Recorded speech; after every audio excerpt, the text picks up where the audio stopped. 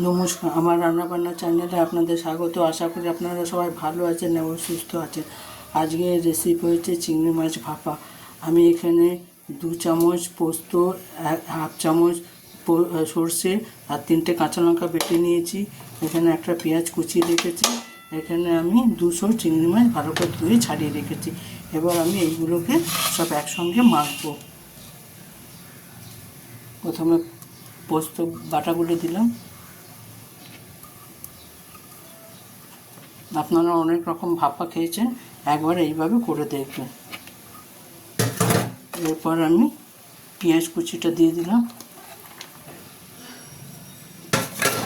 এবার পরিমাণ মতো আমি নুন দেব, পরিমাণ মতো, বেশি নুন দেবো না, নাহলে নুন হয়ে যাবে।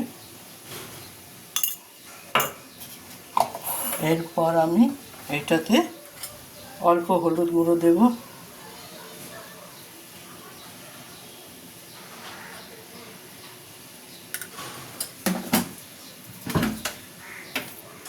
এরপর আমি এটাতে অল্প সর্ষের তেল দেব, দিয়ে এগুলো আমি একসঙ্গে মেখে নেব।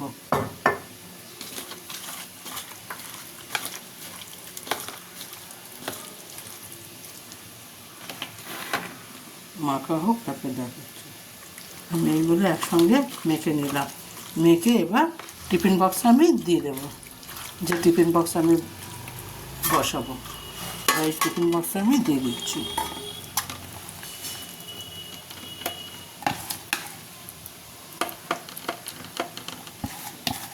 একবার এইভাবে অবশ্যই করে দেখবেন। এটাতে আমি জল দিইনি, কারণ চিংড়ি মাছ থেকে জল বেরোয়, আমি সেই কারণে এটাতে জল দিইনি।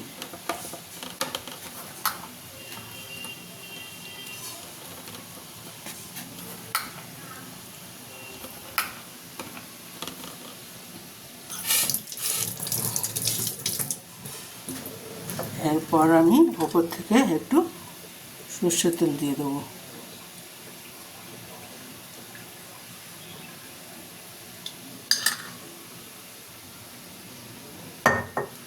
এবার আমি ঢাকাটা বন্ধ করে দেব। এবার চলুন গ্যাসের কড়াটা আমি গ্যাসের কড়াটা বসিয়ে দিয়েছি। এবার এটা বসিয়ে দেব, বসিয়ে আমি 5 মিনিটের জন্য ঢাকা দিয়ে দেবো। 5 মিনিট পরে আপনাদের দেখাই। এবার আমি চিংড়ি মাছটা দেখব।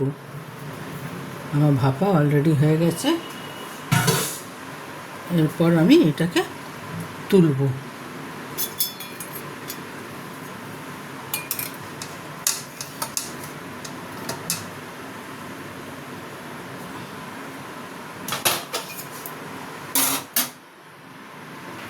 দেখুন, আমার চিংড়ি মাছ ভাপা একেবারে রেডি।